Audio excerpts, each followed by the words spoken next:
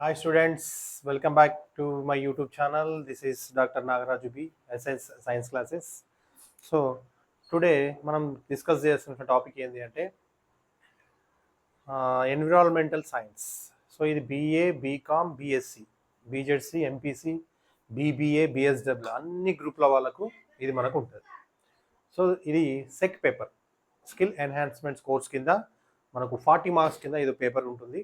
So దీని మీద మనం అందరం రాయాల్సిందే ఎగ్జామ్. ఇది ఖచ్చితంగా ఇది కూడా పాస్ కావాలి అన్ని సబ్జెక్ట్స్తో పాటు.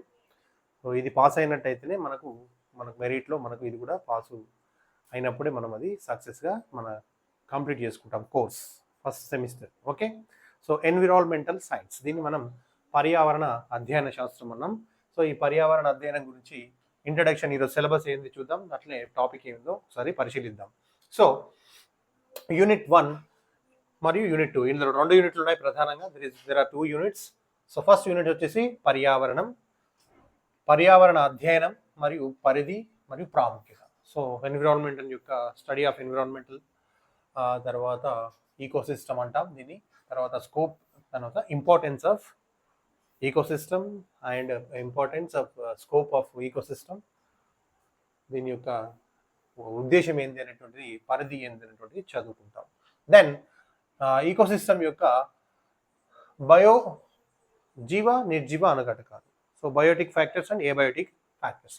What are the biotic factors of ecosystem? So ఎకోసిస్టమ్లో డిఫరెంట్ టైప్ ఆఫ్ జీవ అనుఘటకాలు, నిర్జీవ అనుఘటకాలు ఏమేమి ఉన్నాయి, సో అవి ఇక్కడ మనకు 2వ లెసన్స్లో వస్తాయి.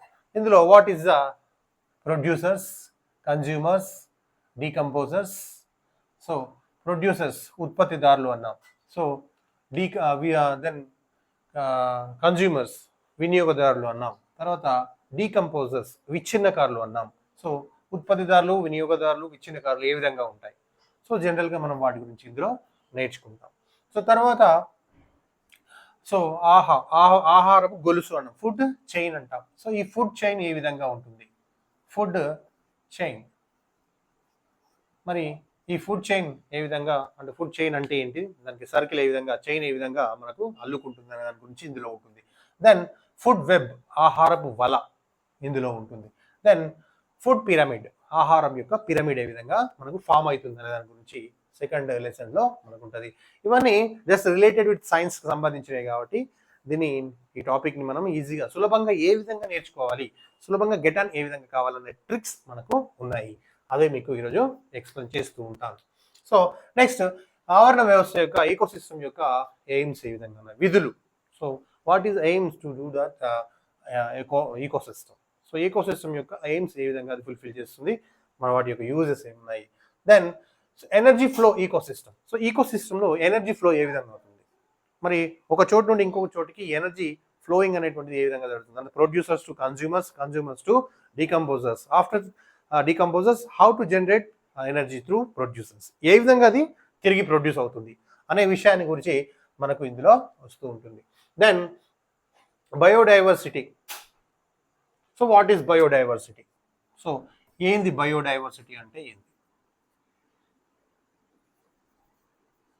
So what is biodiversity? ఆ బయోడైవర్సిటీ యొక్క సెంటర్స్ ఏ విధంగా ఉన్నాయి, సో ఎక్కడెక్కడ ఏ సెంటర్స్ ఉన్నాయి, how to major and how to protect that biodiversities. Hot spots అంటాం. So how to control to biodiversity hot spot centres, ఏ విధంగా దాన్ని మనం ప్రొటెక్ట్ చేయాలి, వాటి గురించి ఇందులో ఈ లెసన్స్లో మనకు ఉంటుంది. ఇది సింప్లీ క్వశ్చన్స్. దెన్ పునరుద్ధరించడానికి వీలుగా, so renewable, non renewable resources. So మనకు తెలుసు రెన్యూవబుల్ రిసోర్సెస్ ఏ విధంగా ఉన్నాయి, నాన్ రెన్యూవబుల్ రిసోర్సెస్ ఏ విధంగా ఉన్నాయి. So petroleum, natural gas. So ఇలా అంటే వాటి గురించి మనం ఏ విధంగా అధ్యయనం చేస్తాం. సో ఎయిర్, టెంపరేచర్, ప్రెషర్, ఇలా కొన్ని ఐటమ్స్ని ఏ విధంగా రెన్యూవబుల్ ఏ విధంగా అవుతుంది, రెన్యూవబుల్ కాకుండా ఉండేటువంటి ఐటమ్స్ ఏమైనా ఉన్నాయి, వస్తువులు ఏ విధంగా ఉన్నాయి, వాటి గురించి మనం ఇక్కడ డిస్కస్ చేస్తాం. పునరుద్ధరించబడిన మరియు పునరుద్ధరణకి వీలుగానటువంటి వనరులు. Then forest energy systems. So forest మరియు అటవీ సంరక్షణ మరియు అటవీ యొక్క సంరక్షణలో వాటి యొక్క ఎనర్జీ వనరులు, శక్తి వనరులు అంటాం. సో ఫారెస్ట్ ద్వారా మనకు వచ్చేటువంటి ఎనర్జీ ఫ్లోయింగ్ ఏ విధంగా ఉంది. So what is the protection of through different type of energy forest resources. So వాటి గురించి ఇందులో నేర్చుకుంటాం. Then water protection, so rain harvesting, then water management. So ఇది కూడా మనకు జల పరిరక్షణ అంటాం తెలుగులో. వర్షపు నీరు, రెయిన్ఫాల్ అంటాం. సో వర్షపు నీరు మరియు వర్షపు నీరుని ఏ విధంగా మనం ఒడిసిపట్టాలి, త్రూ వర్షపు నీరుని మనం ఏ విధంగా ప్రొటెక్ట్ చేయాలి, వర్షపు నీరుని మనం ఏ విధంగా సెక్యూర్ చేయాలి, దాన్ని how to control, so how to reuse, so that water, మనం వాటర్ని ఏ విధంగా రీకంపోజ్ చేసిన రీయూజ్ ఎలాగ చేయాలనేటువంటి దాని గురించి ఇందులో ఉంటుంది. Then water management, how to water management, so that is the different type of water management, how to protect that water management అనేటువంటిది. So where is the water management, దాని యొక్క సిస్టమ్ ఏ విధంగా ఉంది, how to control water management, water మేనేజ్ని control చేసుకోవడానికి మనం ఏ విధంగా మేనేజ్మెంట్ని కంట్రోల్ చేస్తూ దాన్ని వాటర్ యొక్క ప్రొసీజర్ని ఏ విధంగా ఉత్పత్తి చేయాలి, ఇవన్నీ ఏ విధంగా వాడుకోవాలని దాని గురించి సో యూనిట్ 1లో మనకు క్లియర్గా కనిపిస్తూ ఉంటుంది. దీంతో పాటు unit number 2, so pollution. What is pollution? We know everything about the pollution. తెలుసు మనకు పొల్యూషన్ అంటే ఏంటి. So it is the previous క్లాసెస్లో మనకి ఇది వచ్చి ఉంటుంది, అందరికీ మనం చదివే ఉంటాం. సో టైప్స్ ఆఫ్ పొల్యూషన్స్, రకాలు. కాలుష్యం అనగానేమి, కాలుష్యం యొక్క రకాలు, water pollution, air pollution, earth pollution. So ఇవి ఏ విధంగా పొల్యూట్ అవుతున్నాయి. Then major and controlled, how to control the pollution. So pollution మనం ఏ విధంగా కంట్రోల్ చేయాలి, మరి నేల కావచ్చు, నీరు కావచ్చు, గాలి కావచ్చు. సో వాటిని ఏ విధంగా మనం కంట్రోల్ చేయాలి, దాని గురించి ఇందులో టాపిక్ ఉంటుంది. మనం చిన్నగా దాన్ని షార్ట్కట్లో మనం ఏ విధంగా ట్రిక్స్ ద్వారా మనం దాన్ని నేర్చుకుంటాం. Then waste management of solid, ఘన పదార్థాల యొక్క వ్యర్థాలు. సో మనకు తెలుసు సో మెనీ వేస్టేజెస్, చాలా రకాల వేస్ట్ పదార్థాలు ఉన్నాయి, అందులో ఘన పదార్థాలు ఎక్కువగా మనకు కనిపిస్తున్నాయి. అవి ఏ విధమైనటువంటి సాలిడ్ వేస్ట్ మేనేజ్మెంట్ అంటాం, సాలిడ్ వేస్ట్ మేనేజ్మెంట్. సో ఈ సాలిడ్ వేస్ట్ మేనేజ్మెంట్లో ఘన పదార్థాల యొక్క వేస్ట్ మేనేజ్మెంట్ ఏ విధంగా జరుగుతుంది, వాటి యొక్క అవసరాలు ఏ విధంగా ఉన్నాయి, వాటి నుంచి వచ్చేటువంటి ఉపయుక్త నిరుపయుక్త లాభాలు ఏ విధంగా ఉన్నాయి, దాని గురించి ఈరోజు మనం డిస్కస్ చేస్తాం. Then global warming. So next ozone layer protection. So how to protect the ozone layer. So global వార్మింగ్లో భూతాపం అంటాం దాన్ని, భూమి వేడెక్కినప్పుడు ఓజోన్ పొర ఏ విధంగా డ్యామేజ్ అవుతుంది. So how to control, so which various types of control measurements to secure the ozone layer, ozone పొరను ఏ విధంగా సెక్యూర్ చేయాలి అన్న దాని గురించి ఇందులో మనకు వస్తుంది. అదే మనకు భూతాపం లేదా ఓజోన్ యొక్క పొర యొక్క క్షీణత గురించి మనకి ఇందులో అధ్యయనం చేస్తాం. దెన్ ఫైర్ వర్క్స్, సో బాణాసంచ, టపాకాయలు అంటాం. సో వాటి గురించి, తర్వాత దాని యొక్క ప్రభావం హెల్త్ పైన ఏ విధంగా చూపిస్తుంది. సో ఫైర్ వర్క్స్ ద్వారా మనకు హెల్త్ ఏ విధంగా మనకు డ్యామేజ్ అవుతుంది, దానివల్ల వచ్చేటువంటి నష్టాలు ఏ విధంగా ఉన్నాయో వాటి గురించి ఒక చిన్న టాపిక్ ఉంది, అది కూడా మనం ఇందులో నేర్చుకుంటాం. దెన్ డయాస్టర్ మేనేజ్మెంట్, విపత్తు, ప్రకృతి ద్వారా వచ్చినటువంటి విపత్తులు నిర్వహణ. నెక్స్ట్ టాపిక్ వచ్చేసి సో విపత్తు నిర్వహణ అంటాం. సో డయాస్టర్ మేనేజ్మెంట్, ఫ్లడ్స్ కానీ, ఎర్త్ క్వేక్స్ కానీ, తర్వాత తుఫాన్స్ అంటాం. సో ఫ్లడ్స్ కానీ, ఎర్త్ క్వేక్స్ అంటాం, దాని వరదలు, తర్వాత భూకంపాలు. సో ఇవన్నీ కూడా మనకు ఈ విపత్తు నిర్వహణలో మనకు వస్తాయి. సో వీటి గురించి మనం ఇందులో నేర్చుకుంటాం. Then so how to control the ecosystem. So ecosystem act, wildlife act అంటాం. సో మనం పర్యావరణ పరిరక్షణ చట్టాల కింద సో ఫారెస్ట్ యాక్ట్ ఏ విధంగా ఉంది, వాటర్ యాక్ట్ ఏ ఉంది, ఎయిర్ యాక్ట్ ఏ విధంగా ఉంది 1972. So various type of acts. మరి హౌ టు ప్రొటెక్ట్ ఫారెస్ట్, నీరు, జలము, గాలి, తర్వాత ఫారెస్ట్ని మనం ఏ విధంగా కంట్రోల్ చేయాలి, దాని గురించి మనకు ఇందులో వస్తుంది. దెన్ సో హ్యూమన్ రైట్స్ అన్నాం, మానవ హక్కులు. మనకు తెలుసు ఈ సోషల్లో మనం ప్రీవియస్లో 9th 10th క్లాస్లో మనకి వచ్చింటాయి. సో మానవ హక్కులు ఏ విధంగా ఉంది, వాటిని ఎలాగ పరిరక్షించుకోవాలి. So human and child labour and child సంక్షేమం. సో మహిళ మరియు శిశు సంక్షేమం గురించి ఇందులో అధ్యయనం చేస్తాం. తర్వాత సమాచార సాంకేతిక శాస్త్రం, సో ఇన్ఫర్మేషన్ టెక్నాలజీ అంటాం. How to get information technology. So సమాచార సాంకేతిక శాస్త్రాన్ని హౌ టు రైట్, ఏ విధంగా మనం సేకరిస్తాం, దాని గురించి ఏ విధంగా వివరిస్తాం అనేది, సమాచార హక్కు చట్ట ప్రకారం ఏ విధంగా మనం దాన్ని ఫాలో అవుతాం. సో సాంకేతికంగా దాని యొక్క విలువ ఏ విధంగా ఉంది, ఇన్ఫర్మేషన్ టెక్నాలజీ ఏ విధంగా ఉందనేది సో ఇందులో యూనిట్ 2లో మనకు ఓకే చేయాల్సి వస్తుంది. సో ఫస్ట్ యూనిట్ వచ్చేసి మనకు ecology, how to study about the ecology అన్నాం, టైప్స్ ఆఫ్ ఎకోసిస్టమ్ అన్నాం. సో ఎకో సిస్టమ్, సో ఇందులో ఎకాలజీ అనేటువంటిది ఏ విధంగా ఉంటుంది. So what is the meaning of ecology? So ecology is one of the Greek word. దాన్ని మనం ఐకాస్, ఇల్లు, హోమ్, తర్వాత లోగోస్, అధ్యయనం. అంటే ఇక్కడ ఏంది, ఇల్లు వాటి పరిసరాల గురించి అధ్యయనం చేసే శాస్త్రం అన్నాం, ఆవరణ శాస్త్రం అన్నాం, ecology, ecosystem.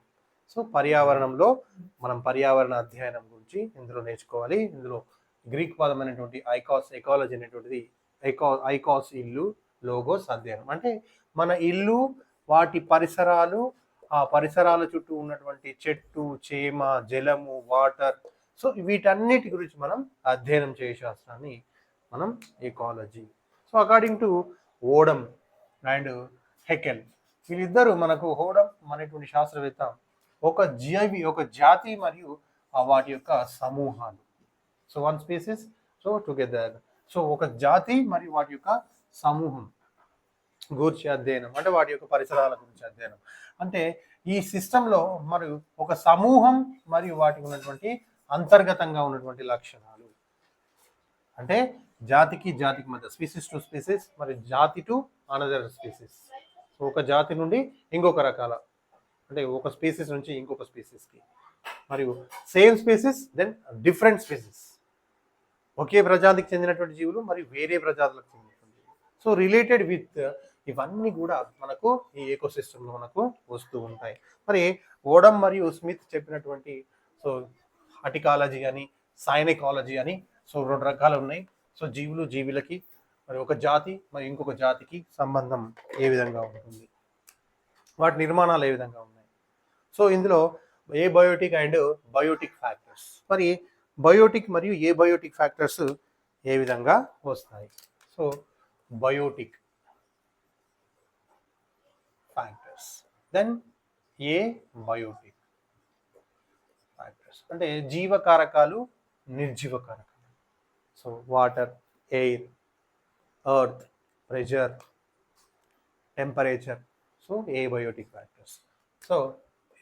So then live, biotic factors, జీవులు, all type of living organs, nothing but జీవించినటువంటి జీవులను బయోటిక్ ఫ్యాక్టర్స్ అంటాం. Plants, animals, all type of animals, protozoans, crustaceans.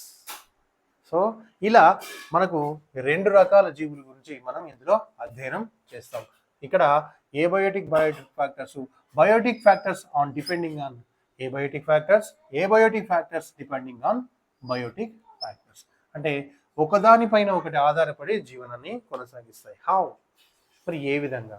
అంటే ఈ ఎకాలజీ, ఈకోసిస్టమ్ అనేది ఒక సింగిల్ వ్యవస్థ కాదు, రిలేటెడ్ విత్ ఆల్ దోస్, అన్ని రకాల సిస్టమ్స్కి ఇది ఆధారపడి, అన్ని రకాల వ్యవస్థలపైన ఇది డిపెండ్ అయి ఉంది. సో రిలేటెడ్ విత్ బాటనీ, వృక్ష శాస్త్రం అన్నాం. సో ఈకోసిస్టమ్లో మనం ఎకాలజీలో ఈ పర్యావరణంలో ఎన్విరాన్మెంటల్ అనేది nothing but botany, related with botany, అంటే మొక్కల గురించి అధ్యయనం చేయడం. జువాలజీ, జంతువుల గురించి అధ్యయనం చేయడం. సో పేలియాలజీ, ఇలా మనం ఒకదానికొకటి కెమిస్ట్రీ, ఇలా ఫిజిక్స్, ఇలా మనం తీసుకుంటూ పోతుంటే, సో పురాజీవన, ఇలా ఒకదానితో ఒకటి రిలేషన్షిప్స్ ఉన్నాయి.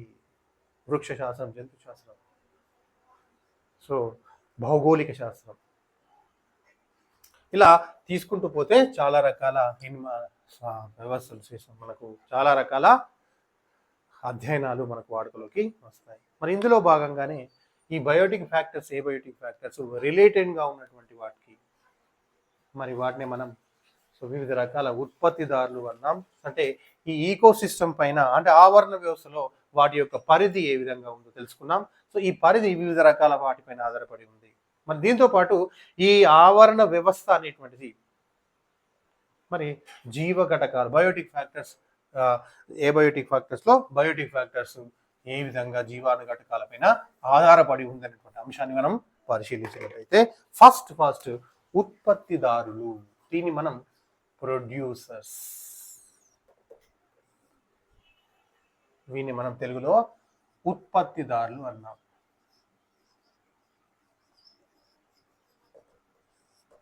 సో ఏంటి ప్రొడ్యూసర్స్?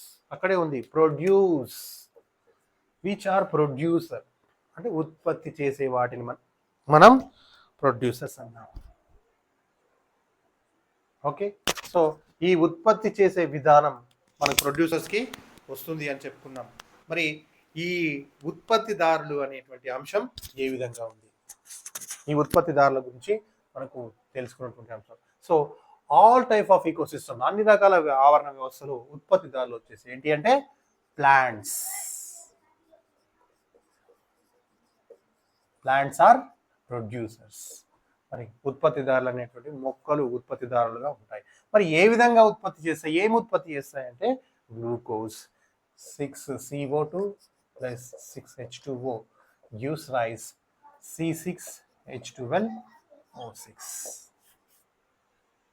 అంటే కార్బన్ డైఆక్సైడ్ను నీరును వినియోగించుకొని ఇన్ ప్రజెన్స్ ఆఫ్ క్లోరోఫిల్, దీన్ని మనం పత్రహరితం అన్నాం.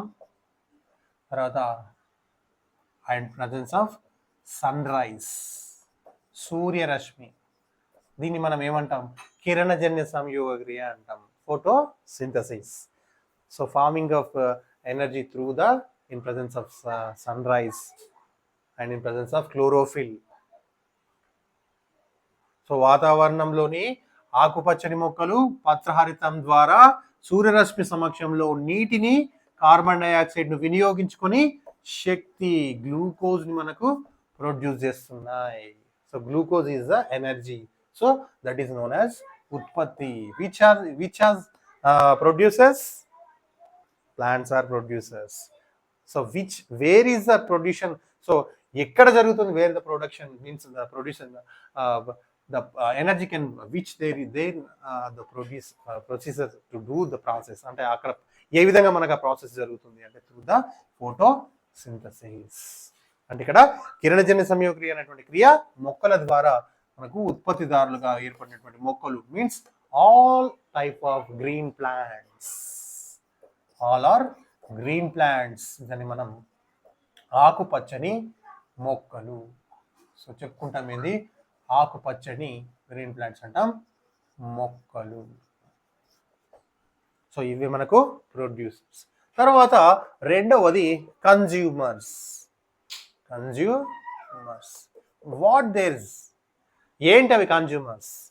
So which are depending on producers. Producers పైన ఆధారపడేటువంటి వాటిని మనం కన్జ్యూమర్స్ అన్నాం. సో వాటిని వినియోగదారులు.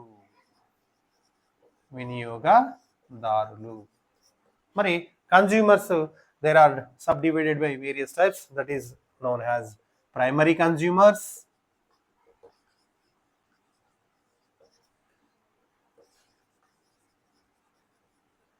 then secondary consumers, then tertiary consumers. Fourth one is decomposers. దీని మనం third one is nothing but decomposers. So ప్రాథమిక వినియోగదారులు మొక్కల పైన నేరుగా ఆధారపడేటువంటివి primary consumers, nothing but herbivores, శాకాహారులు లేదా ప్రాథమిక వినియోగదారులు అంటాం. ప్రాథమిక వినియోగదారులు. దెన్ సెకండరీ కన్స్యూమర్స్, ప్రాథమిక వినియోగదారుల పైన ఆధారపడే వాటిని సెకండరీ కన్స్యూమర్స్, ద్వితీయ వినియోగదారులు. So tertiary consumers which are depending on secondary, so that is known as తృతీయ వినియోగదారులు, టెర్షరీ కన్స్యూమర్స్. అంటే ఈ కన్స్యూమర్సే రకరకాలుగా ఉన్నాయి. నేరుగా first primary consumers nothing but all type of vegetarians, herbivores అంటాం. So like rabbit, goat, sheep, deer, like that. So ఇవన్నీ కూడా. Then secondary consumers depending on first, so cat, dog, tiger. So what, etc.